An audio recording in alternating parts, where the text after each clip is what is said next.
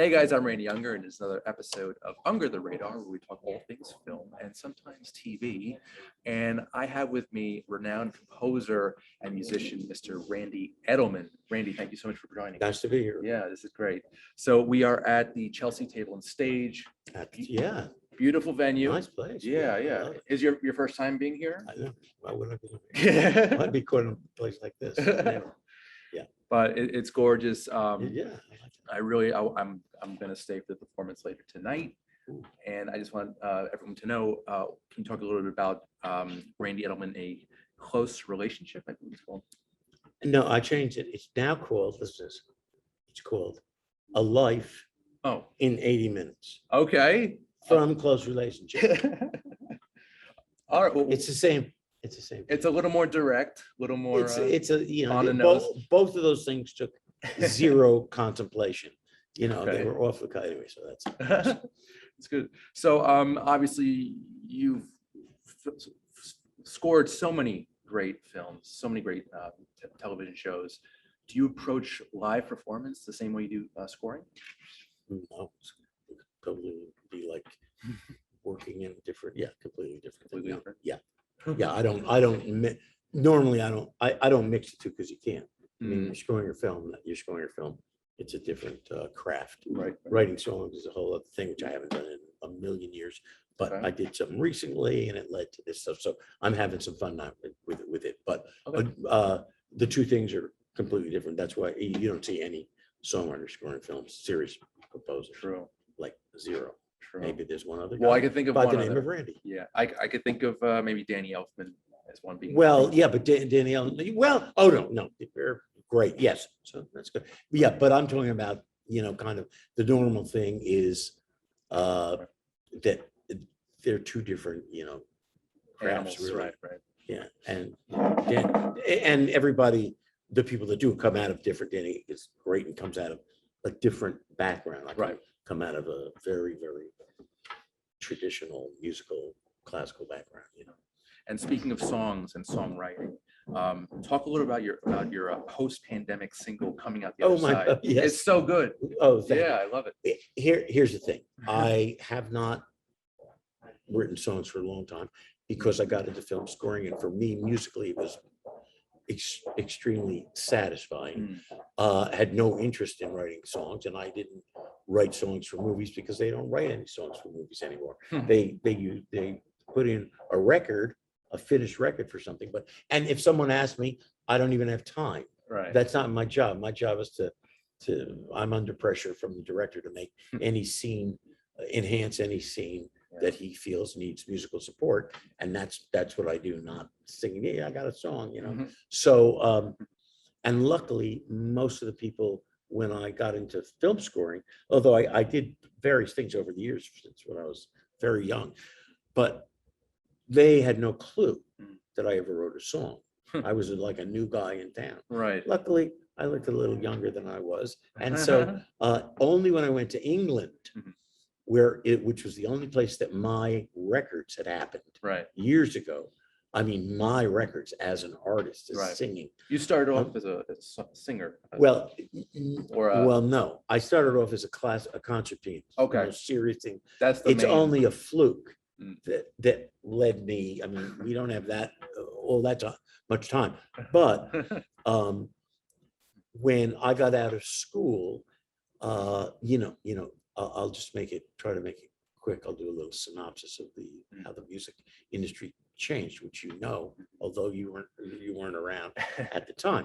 It used to be someone wrote a song, someone took a song to the music publisher. Music publisher took the song to a record producer who had a job at a record label. The record producer, if he liked the song, took the song to one of the artists who they produced on the record label. Well, obviously, a long time ago, whether it was with the Beatles or Bob Dylan or anybody, the people selling 99% of the records, big selling records, were written, produced, published by the artist. Right. I don't care if it's the Eagles or, you can name anybody. Right. So that all changed. So what that did is that left songwriters with only a few amount of people who would record outside. Who were the people with Barbra Streisand would record a song, or some groups that recorded outside material. So you had a very limited amount. It wasn't like the old days where everybody recording had to find a song. See, for me, what I love, it's you see that a lot from the '80s scores, '80s and '90s soundtracks have the main theme as the main song, which has lyrics. Yeah, right. But that you're saying '80s and '90s. That's from my experience. Yeah, but it had ended by then. I mean, that used to be the way it was in the right. I wasn't around for 40s, 50s. Yes. That's so you're talking about a different thing, but yes. Well, forget it. That's not even like you'll hear a song in the James Bond picture by Billie Eilish. Well, it's nothing to do with the score. True. Maybe it did, but so it's a different ballgame. But what I'm talking about is that suddenly, if you were writing songs, first of all, that whole thing, if you were a songwriter, to get a song recorded, you had a very limited, who's recording songs? You can't take it to the Beatles, you can't take it to James Taylor, you can't take it to Bob Dylan, you can't take it to anybody who's selling records. Okay, there were a few. And by the way, the few that I'll mention that I got going with, they all wrote their own songs too. But on a couple of slots on their albums, they weren't known as songwriters. But if you look at their albums, you'll see, holy shit, was Barry Manilow writing something? Yeah. So was the Carpenters writing something? These are the people that did my stuff at the beginning. They didn't just do it. Didn't happen like that. But what I'm saying is, and then that group got to be, it's basically 0%. So you had to write your own stuff. Therefore, the thing I'm getting to, Randy, is the reason I'm telling this little story is, so even though I was a classical musician and doing all kinds of things and playing on Broadway, and when I was a kid and conducting for singers, I liked what I was hearing. I heard these albums, Carole King, Elton John's album, these beautiful orchestrations, and I always liked pop music. So if you could carry a tune and write a decent melody, guess what? You're in. You could get a record. There you go. Now, that's overstating it. Okay. So I went and signed a 100-page record form for nothing and blah, blah, blah. But that's what was happening at the time. If you're into it, if I didn't respond to pop music and stuff, then I would have kept on my way as a formal, background kind of guy, conducting, playing. And so I forgot what your original question was, but that's so you asked so that's what I started doing. Thinking I would do one album. It was either going to be a big hit or that was going to be it. That's why I signed a 100-page contract. But my thing, as all my stuff has been, is completely odd. It's always been odd. Fantastic in the long run. And now looking back, nobody has a story like this. Maybe that people have part of the story, but not the whole thing. And so I did these albums. And every once in a while, something would happen. What happened on the first thing? This brother and sister act, who were about as out as far as what was happening at the time as you could be, but they were selling billions of records. It was the Carpenters, Richard and Karen. They heard my album. Too long a story. When we get there, I'm not going to tell you any of this. I'll tell you a bit.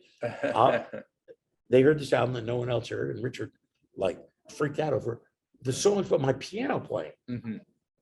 And I may do a song just for you tonight called Piano Picker. Thank you. Which was a song, a silly, stupid song that I put on my first album about for a novelty about how I learned how to play the piano.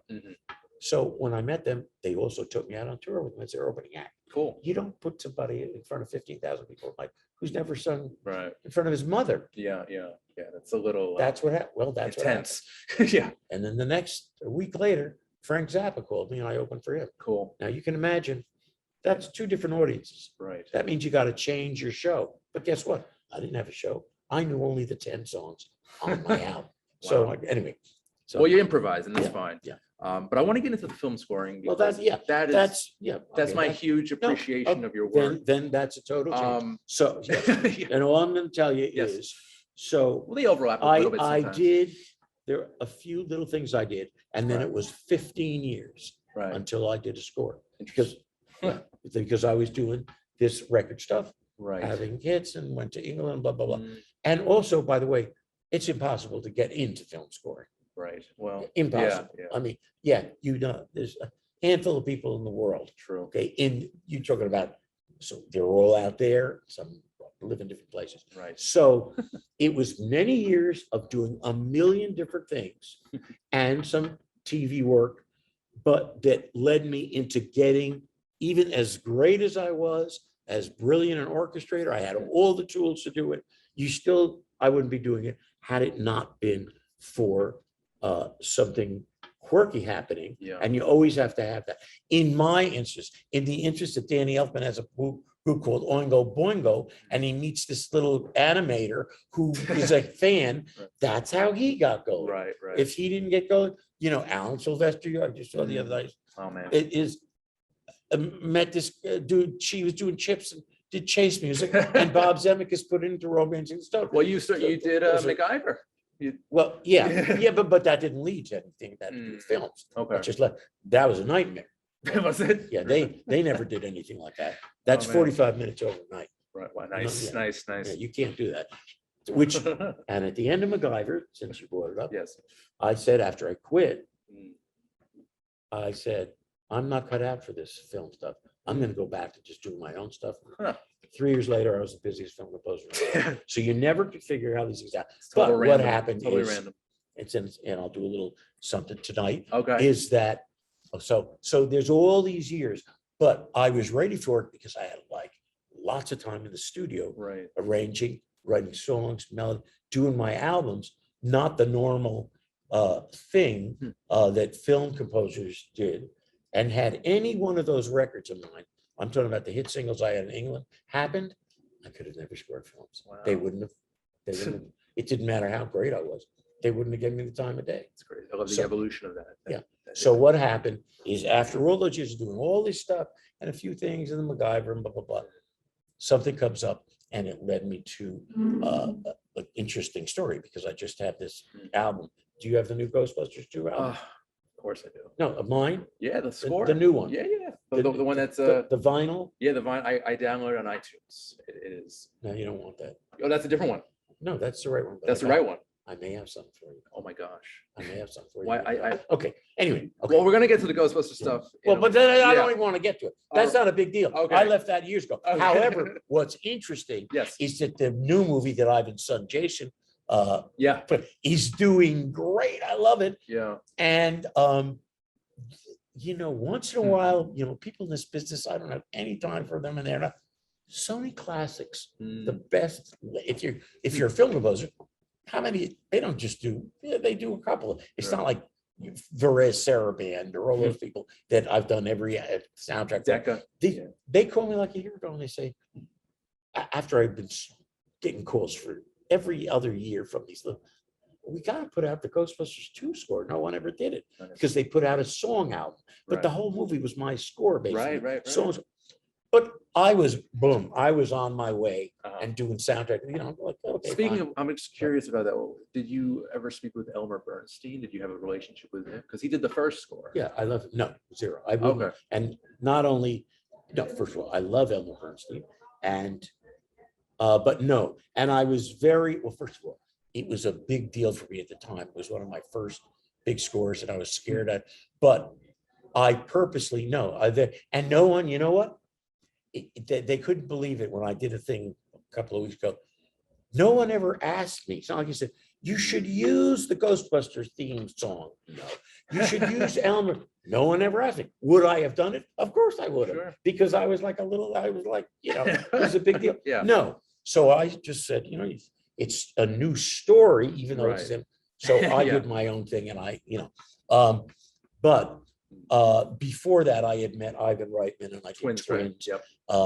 And that was, I've had a couple odd situations like that and less than MOHICANS where it looks like I co-composed a score with great people. That was George Delarue. Right. It wasn't that at all. I never even met these people. I didn't co-write one note. I did it. And somebody would say, how would that work? Well, in both cases, two completely different movies that were both huge Yeah. successes. It worked. What can I tell you? Yeah. It can't work. It can't work. Well, you would do one track. George would do No. another. it There wouldn't work were, obviously, there was a problem. out. Okay. I don't ever get into that. It's none of my business. I was the guy that came in Mm, and made it all right. Nice. No, I was not playing anything. How did you meet Ivan Reitman? That's what I'm telling you. What? A little film that someone, But I know it was twins, but what was the? no, Feds. Oh, Feds, I'm sorry. A little film that I, at the time, when they Feds, told right. me about that, no way I was going to get that film. I had been out there for years. I hadn't done a real picture. Okay. And this was a small thing. And I met these wonderful people, Danny Goldberg and his wife, Alana Hertzberg. And we did that picture. And they introduced, they were doing twins. And it was simple. Ivan wanted the music for Danny DeVito. He wanted something different. And George W. was one of the greats, but he didn't feel like now. So of course they could go out and buy records and stuff, Right. but he wanted to do something different. And I had just met these guys and done that picture. And it was one of those things. Right. So I was brought in to write music for Danny DeVito, not to have my name on the film. Okay. But, way at the end, additional music by this guy, this schmuck wrote 3 reviews Right. for Danny DeVito jumping out the window. But it didn't turn out like that. Okay. So that was my thing. And Ivan, I was just one of those things. I had done so much stuff and I freaked. Oh, that shouldn't, I'm on camera. I freaked Ivan Reitman out. Oh. And everybody said, he's the toughest guy and blah, blah, blah. And he was. But I would write this stuff for Danny. And then one thing led to another. I mean, we're talking about days here. Okay.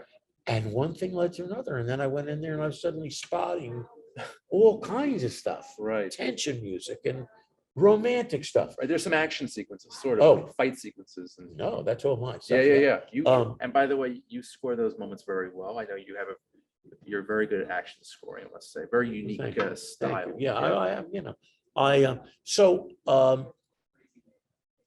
that situation ended up completely different. I was suddenly, they had to give me co-credit because I had so much music.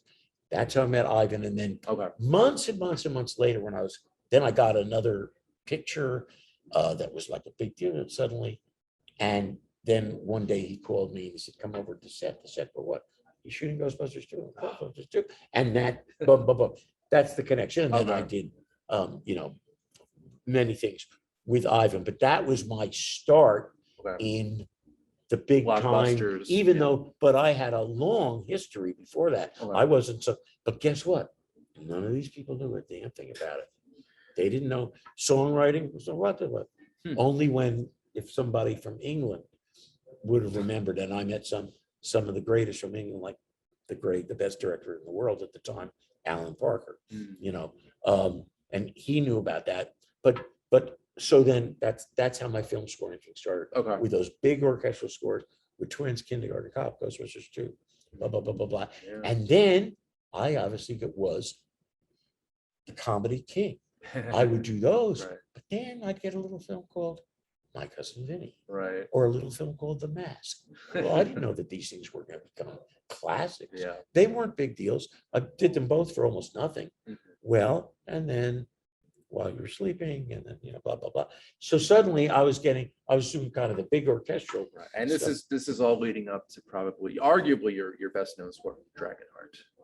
And yes, but my personal favorite. And when next you're to here Ghostbusters tonight, yes, you will meet the producer and director of that picture. That Rob Cohen in the house. Great. Yeah, yes. Who you've collaborated with numerous times. Oh God, yeah. We did Triple X with it. Yeah. We did Daylight with Stallone we did the Mummy 3, called The Tomb of the Dragon, which everybody laughs at. That's my biggest grossing film. Okay. Of all these big hits, though. Interesting. Biggest film, that one. Though critically not the greatest. Critically, who cares? I can't deal with that. I don't give a not that I'm, it's just right. Critically, anything is no. But anyway, no, what happened is, so then I was doing that. Then, Adam Sandler and Billy Bang, all this stuff that now it's insane now. Because now all these pictures, they're bigger than ever. Because they're on, I don't care what we're speaking now, in Korea, in Argentina. And what do they want to program? These movies. So whatever. Yeah. So I was boom, my whole life changed. I'm doing that. Was it Ghostbusters 2 that just skyrocketed your career? No. Well, it was the combination with Ivan. Okay. And if it wasn't for that connection, I don't know where, it's easy to say, oh, I would have, no. You need something like that. You need to do great work, and it needs to be on something that's big and noticed. Right. So for me, I haven't seen Ivan in years, but that's what that was. I just saw him at the premiere of the new Ghostbusters. Yeah, Chapter 5. no, I mean, it's just everybody. So what happened is, so suddenly I'm like in this world, it was great, Right. because musically for me, you're talking about challenging shit, I mean, this is rough stuff. You're under pressure. You better be able to do, or you're gone the next day. Yeah. So that's going on. But as I did all these, it wasn't that I was being like flip about it, but I'm not that funny. I mean, my music is funny. Well, it's kind of quirky and bouncy in some parts, your scores.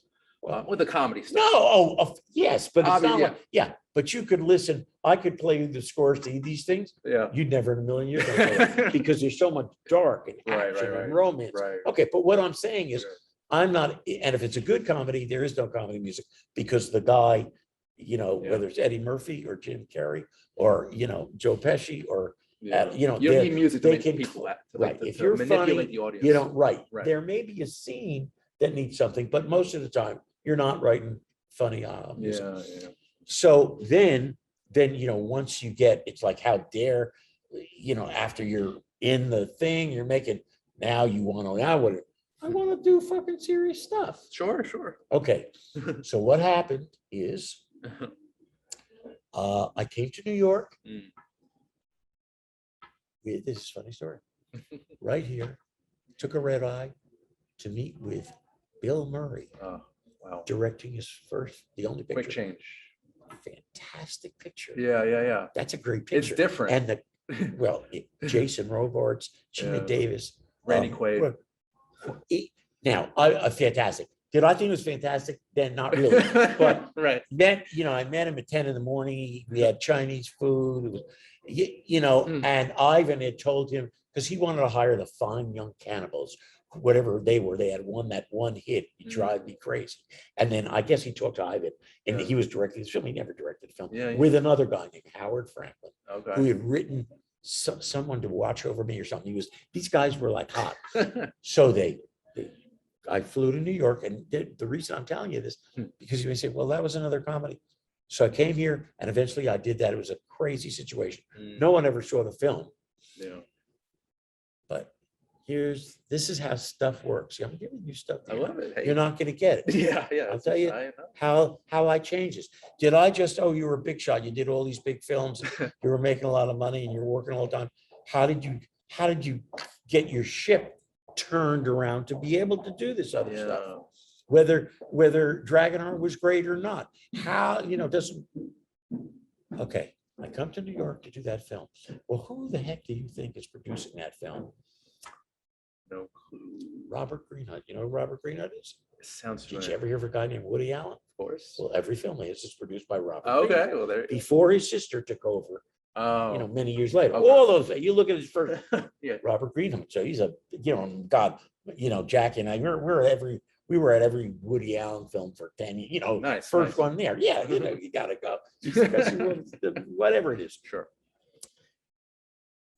So he was producing Quick Change. That's a weird, from Woody Allen to that. That's kind of a strange. Well, Quick Change with comedy. Yeah. Woody Allen. No. That's not exactly. Yeah, I think it's a little okay. No. He was there. Woody Allen's managers. Those guys were. You've seen they're Robert Greenhut, and then his managers. You've seen their names on. They're always there. Anyway. Yeah. So while I'm here doing that, something comes up with a friend of mine.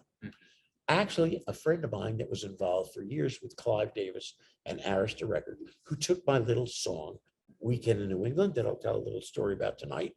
Years before that, to Barry Manilow, and I had my first big hit record. He's now in the movie business, this guy. And he's running Fox. And he is working on the hot picture. Why? Because the best director in the world, who's coming off a picture called Mississippi Burning. Mhm. Alan Parker, Oh, writes man, now, classic.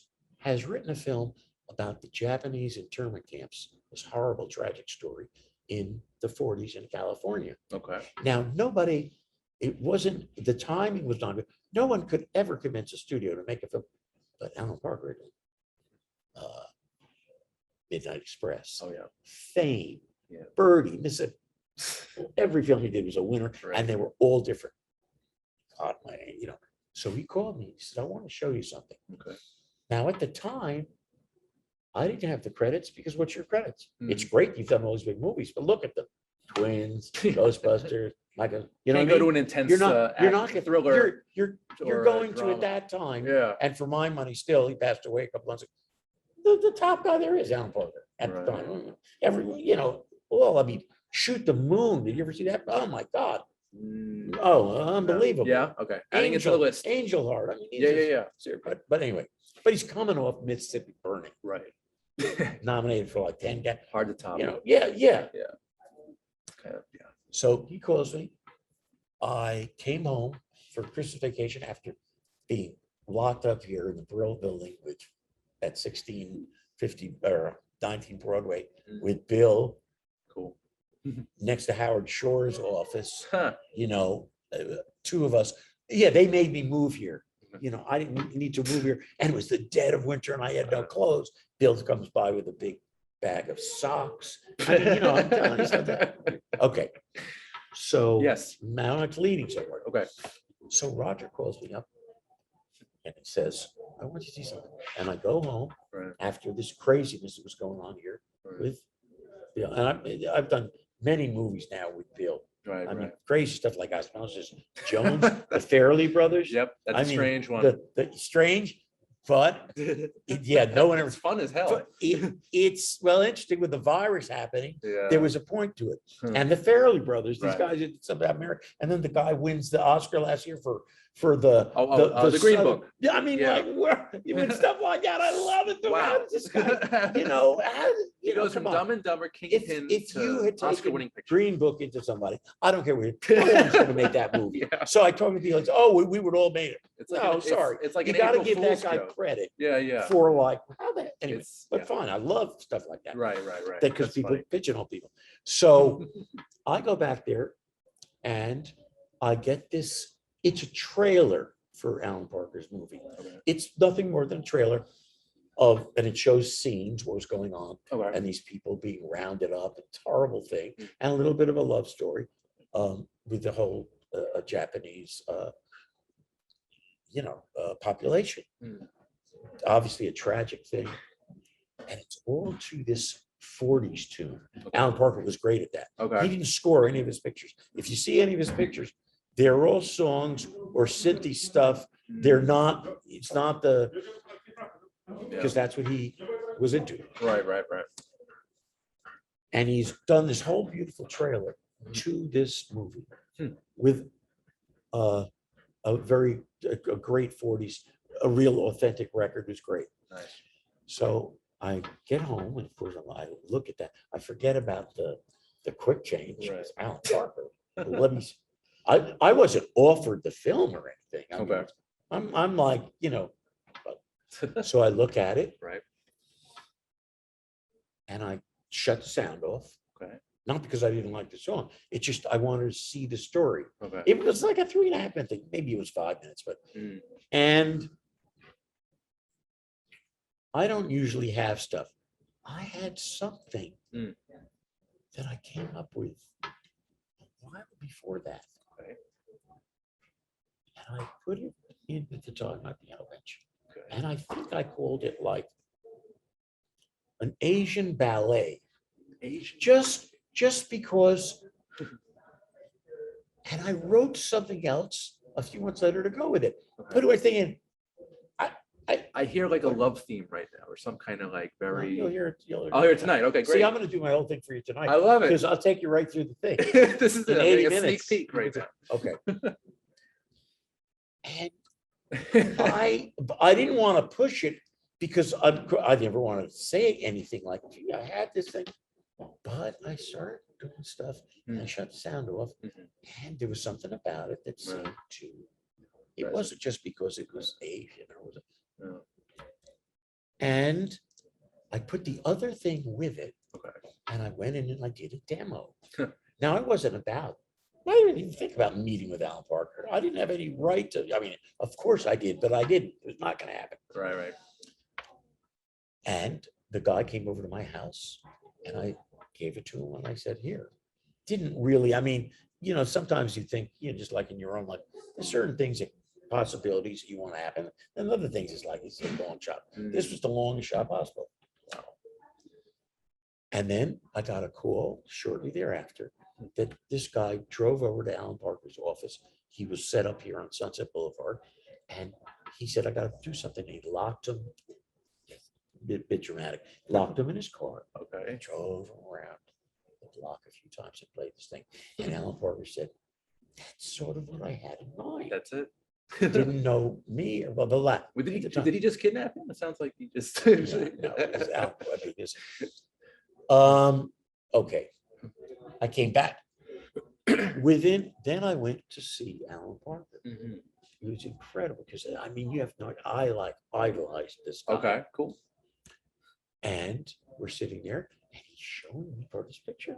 And he's actually, I can't believe it. I think he's going to say, not that you have the picture, this is a complete spec. In. I'll give you a couple of scenes. Ah, Okay. that's what I want. Now I'm here with this craziness going on here with Bill Murray. Okay. It was craziness with that film. I can Okay. imagine. Sure. And it's freezing here. I'm out there trying to, on a completely different subject and situation. Right. I take the thing home. And of course, boom. And it was easy to do because it was riveting. You never saw that picture, did you? I don't. You got to see it. Yeah. With You the gotta title one more see time. it tomorrow. Come see the paradise. What's the title again? Come see the Oh, paradise. come to see. Oh, with Dennis Quaid, right? Yeah. Yeah. Yeah. Well, you got to watch it again. I think Okay. I've seen parts of. Yeah. Well, Yeah, okay. yeah. Okay. Well, okay. So, long story short, so within a very short time, I'm running back and forth, not telling this person, not telling. Here was the thing, Robert Greene. Yeah. See these connections. Mm-hmm. So I was a nobody, sort of, with these comedy credits. Mm-hmm. But Bob Colesbury, who was Alan Parker's line producer, was friendly with Robert Greene. Oh. So when they something, oh, Randy's great, we're working here with him. It made me look good. Okay. It made me look like it was happening. It was a good thing. I'm not Okay. saying it wouldn't happen. And so within a short time, I ran in the studio with Alan Parker and his incredible editor named Jerry Hambling. We did all those great films. Everyone, he's now dead. That herded together in LA. It was awful stuff. And next thing I know, we're in the studio. Okay. Doing like these synth demos. Okay. Called it his toolbox he wanted. Now, I'm not thinking about where's the deal? Am I doing? No, forget that. I'll do whatever it's. And that's what happened. Gotcha. Eventually, I came back to New York. No one ever called me about this. I kept waiting every day, 24 hours a day. And then finally, they called me and said, you're going to do this picture. Okay. And I came back to LA and he calls me, Alan Parker calls me. He says, come tomorrow. We go to that big thing on Sony lot, the great theater, just he and I and the editor.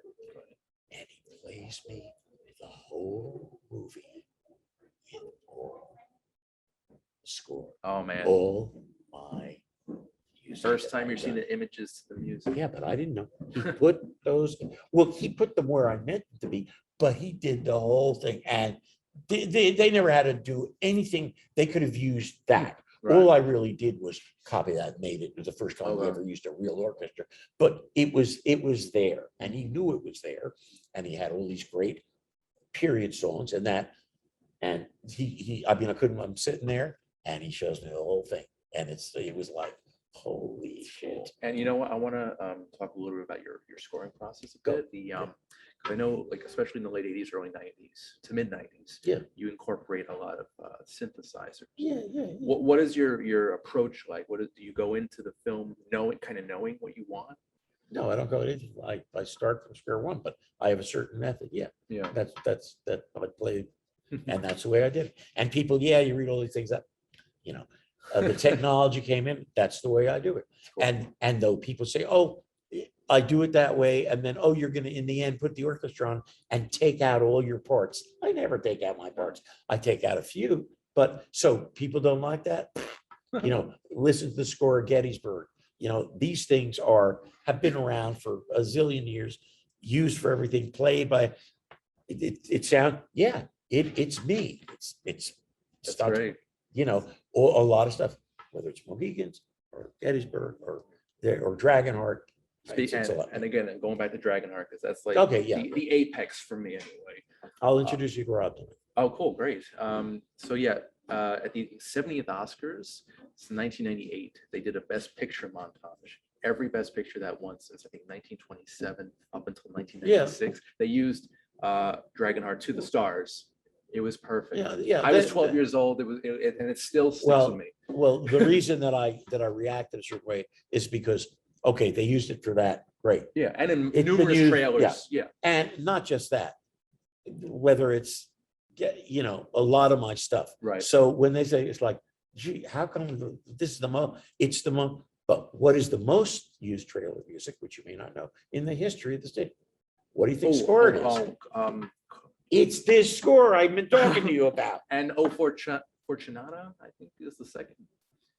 No, classical. I don't know. Yeah. I don't know anything about it. Carl All I'm Orff. telling you- Yeah. Oh, I don't. But you are number. Yeah, yours is Okay. number one. No, this movie, this piece I'm telling you about, it's called Fire in the Brooklyn Theater. If you heard it, oh, that's Hans Zimmer, The Rock. I've already had this. That's another story. But Right. Anyway, that's why I was telling you that story. That, as much as Dragonheart, yes, and forget Dragonheart, Dragon, the Bruce Lee story that I did first with him, that's over the top. Gettysburg, all these things, but the biggest is Fire in the Brooklyn Theater. What's that? That's the action music from Come See the Paradise and the love theme. I'll play it. Yeah, play it tonight. Please. I'll focus my whole thing to you. I love it. Okay, what else? Because I'm sorry. Sorry. Skipping ahead to now, I think you're scoring a new film, Skelly. Yeah. Can you talk a little bit about that? No, I don't talk about it. No. But yeah, it's starring a wonderful actor who I love, who's the star of Succession, Brian Cox. Brian Cox, yeah, it's great. And it's a real personal thing. And yeah, I'm doing that. But yeah, I don't get into, especially when something, I mean, it's a good group of people and it's not, I don't know exactly who's going to distribute. So I just, it's not that much to talk about. Okay. It's a cool, intimate film. Looking forward to that. Yeah. And then kind of a side thing, I know that you were awarded the Gold Spirit Award about a decade ago for Leap Year. Oh, those guys in that, oh my God. Yeah, I know. Ubeda, Spain. Named after Goldsmith. In Goldsmith. his memory. I was curious, did you have a close relationship with Jerry? No. Okay. He lives on the next block. No. Oh, no. Oh, no, that has nothing to do with any relationship. That's just it. He was gone. I thought maybe you No. knew. They named an award after him, but it had nothing to do with it. He doesn't know any of the people who got the award. But not even prior to his passing. I thought maybe. Oh, no, because Jerry. I mean, you have to say I had a real funny history with this stuff. Right. And then I came into it at a certain period of time, and it was just like whammo, it was 20 years, never going out, never looking back, never even wouldn't even take the time to think about or do a record about the COVID thing to introduce me to you know Eileen? Yes, I do. Okay, well, she's a trip. She's oh, right there. Oh, her. But yeah, anyway. But yeah, so that's it. So, but lastly, before I let you go, do you know that score, Leap Year? Leap Year. I know the movie. You gotta get. You're nowhere, man. It's an Irish. Nowhere. You don't have to Come See the Paradise. I've seen. You don't know Leap Year. Okay, but I have a present for you. Okay. Where are you? I have a present. Okay, go into the dressing room and reach into the bag and give him a present. Thank you very and much. I shouldn't. I appreciate that, your generosity. But no, going back to Ghostbusters. You don't want to go back to Dragonheart? Not really. Okay. I think we covered that. You'll see. Okay, well. Nobody sees Rob at Disney. He's got a new one. Yeah. Okay. Oh my God. You're right here. Anyway. No, so I wanted to mention that I'm actually a member of a charity organization, the New York City Ghostbusters. Yeah. And I just want to thank you so much for your contribution to the sequel. Stop. It's actually the movie that brought. Where is it? There. Where? No. Reach into What? my black bag and take it out. There's something in there for him that I didn't know, and I'm going to freak him out now because it's not that easy. It's not the In sort it of. where the no, into the bag that the red jacket is in. Come on. Is it the leap year score accompanied by the Blu-ray? No, but the leap year score is fantastic. Okay. I was very disappointed that. Well, first of all, I it's a mean- cute. No, it's a cute. You know what I mean? I know. I know. Certain things though, and I like Amy Adams, Mhm. and I liked Matthew Good, who's a good actor in that. But no, certain things I like people to see, Okay. and then when nobody sees it. But do I care? No, no. I've had a whole, but I will tell you now though that I'm into. It's really nice now that I've done so much of that, Yeah.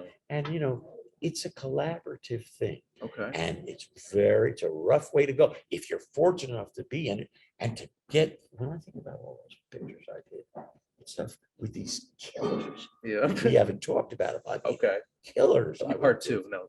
Yeah. Yeah. Killers. How do I got to, and you want them to use the music. First of all, you don't want them throwing you out. Mm. Use it approximately. There's a lot of stuff in there. Okay, there's an album in there. This, What's that? That looks like a CD. Oh, Jesus, grab the fucking album. I'm trying to surprise him. Yeah. But so because of my background where I come from, I Right. mean, I was completely in if you're into that and doing it, and I was glad the way everything happened for me because I appreciated it when it happened. I wasn't some kid that studied film scoring. It's a joke. Studying film. Is it? Of course it is. You got to be a great musician. Right. First. Any art. Yeah, Yeah. but yeah, it's not about Oh thank you. man, look Now at come here. this. Open it up. Look at this. Yeah, but have you seen it I have seen the inside. in It's person? beautiful. Okay, Yeah. it's a- Oh, in it's- person? No. Only Okay, it's a online. piece of art. Open that up. I know. All right, let's do this.